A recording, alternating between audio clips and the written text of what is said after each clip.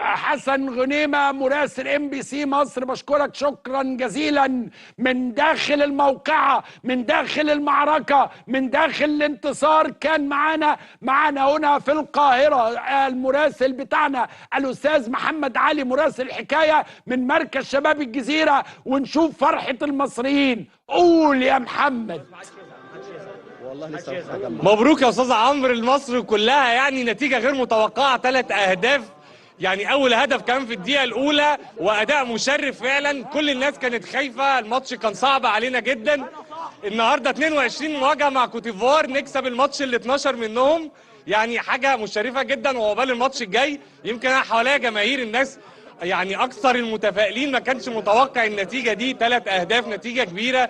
يمكن الاهداف كمان اللي دخلت فينا مش بمهاره يعني من المنتخب الايفواري، لكن كان فيها حظ شويه عدم ثبات او لخبطه مننا. حضرتك زي ما انت شايف وزي ما تابعته معانا والماتش شغال، يعني جماهير غفيره، عدد كبير جدا هنا في مركز شباب الجزيره بيتفرج على الماتش وبيتابعوا، سواء اطفال او سيدات او رجاله كبار او حتى شباب، كله في غايه السعاده، مش مصدق اللي حصل ومنتظر اللي جاي. والناس ويعني شيئا فشيئا بقى عندها امل سمعني اكبر في صوت البطوله. المصريين اللي عندك يا محمد. يا محمد احنا نسمع راي الناس، يقولوا لنا ايه رايهم في الماتش. الف مبروك لمنتخب مصر، وان شاء الله باذن الله التامنه بتاعتنا، واحنا منتخب مصر، احنا التاريخ. وانا بحب حسام حسن جدا ومحب فيه، شلت شعري النهارده عشانه وانا بحبه. مين احسن لعيب في الماتش النهارده؟ عمر مرموش احسن لاعب في الماتش. مليون مبروك لمصر، وعمر مرموش افضل لاعب في الماتش باذن الله، والتامنه بتاعتنا. سمعونا كده تشكيله منتخب مصر. التامنه بتاعتنا.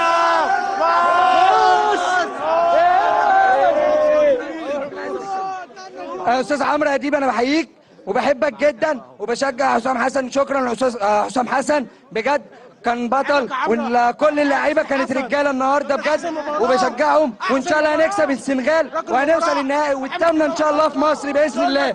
وشكرا منتخب مصر اللي مفرحنا. يعني يمكن حضرتك والناس كلها متابعه حاله الحماس اللي الجماهير فيها، خلاص يعني مش قادر اتكلم، الناس كلها عايزه تظهر، عايزه تشكر المنتخب.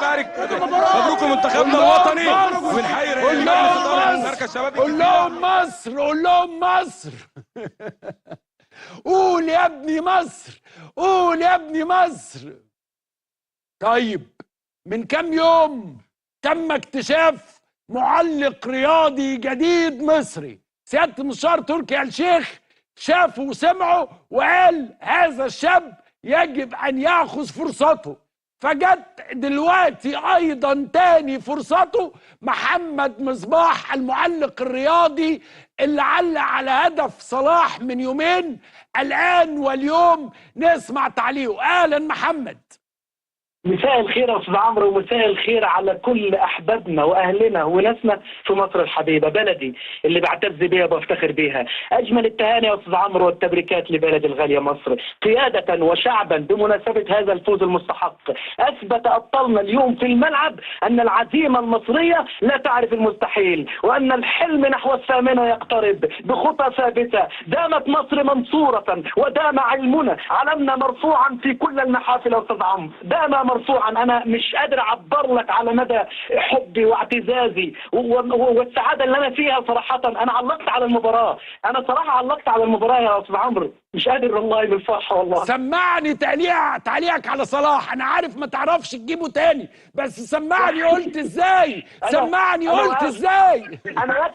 انا يكفي قلت، بس دعونا نتذكر التاريخ، نعود لعام 2006 هناك في استاد القاهرة الدولي، حيث كان الفراعنة لا يرحمون في دور المجموعات. كان الدرس الأول 3-1 بأقدام متوهجة، لكن الموعد الأهم كان في النهائي. ليلة حبست فيها الأنفاس، عجزت الأهداف عن هز الشباك طوال 120 دقيقة عصيبة جدا على كتيبة المعلم حسن شحاتة. صمت الجميع ونطق تألق الحضري في ركلات الترجيح ليعلنها التاريخ مرة أخرى. 4-2 لمصر، والكأس مصرية بالدموع. نعم الدموع كانت إفوارية. هل نسينا؟ هل ابتعدنا؟ عدنا مرة أخرى في 2008 ليلة الانفجار العظيم. ولا ترحلوا بعيدا، ففي 2008 وفي غانا ظن الجميع أن جيل دروجبا الذهبي سيسأر مرة أخرى، لكن يا سادة لكنهم اصطدموا بإعصار اسمه المنتخب المصري. نصف نهائي للتاريخ، 4-1. يا رباه على مثل هذه الكرات.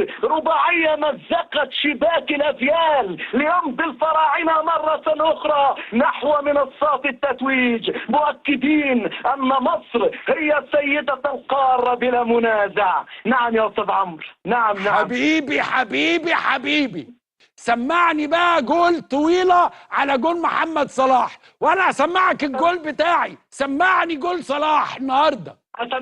أسمعك جول صلاح هو داخل ال 18 يا أستاذ عمرو. اديني كرة تتلعب هناك. هيا بنا يا صلاح، هيا بنا يا صلاح، هيا بنا يا صلاح نحو الثامنة.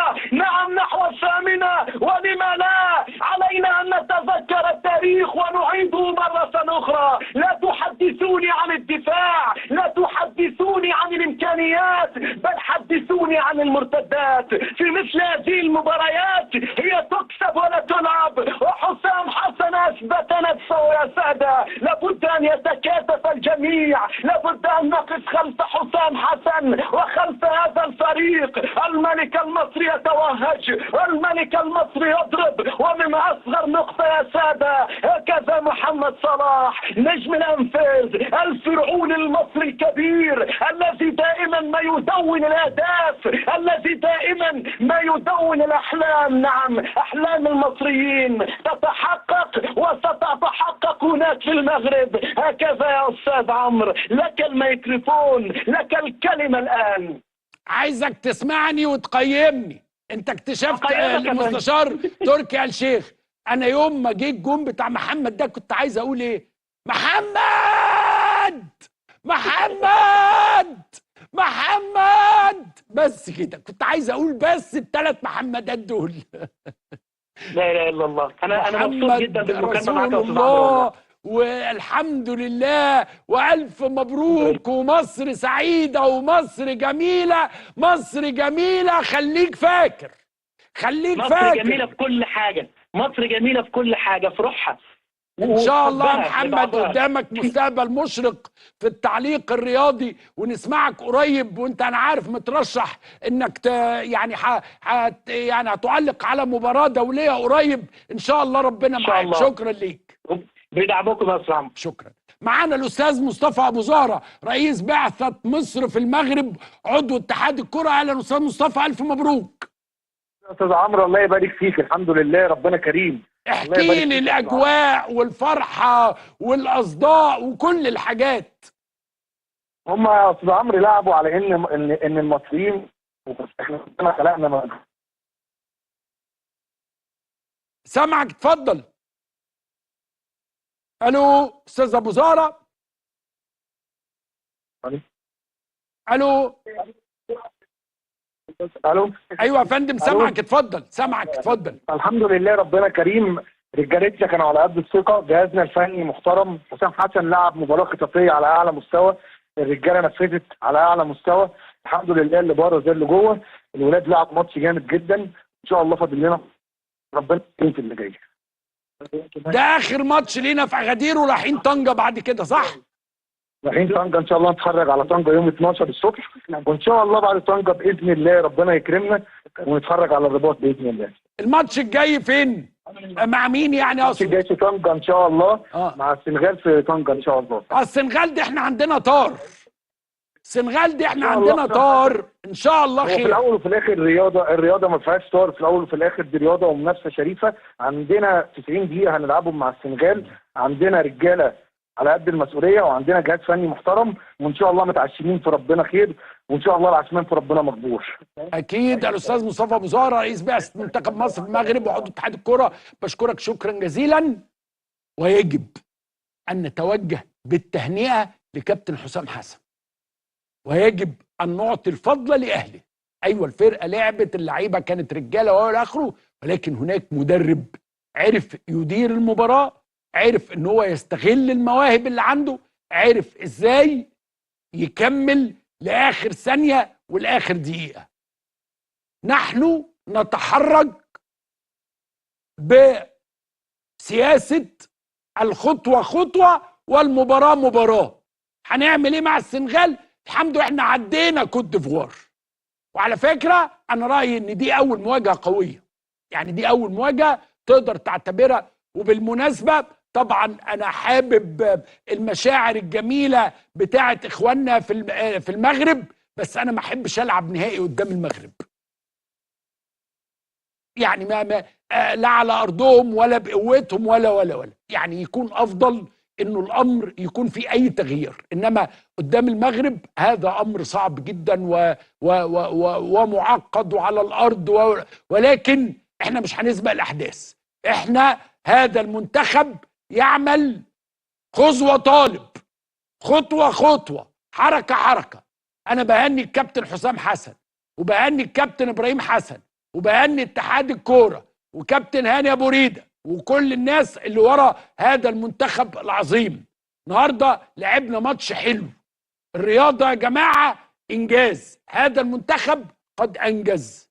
طبعا انتوا هتلقوا تكسير مقاديف بقى، يقول لك ايه يعني، طب ما ده دور انت، ما يعني انت وصلت لفين يعني، ما هو خلاص بقى ده اخر. لا يا جماعة، ما تبقاش طموح لس، ما تبقاش طموح لس، خلي عندك طموح.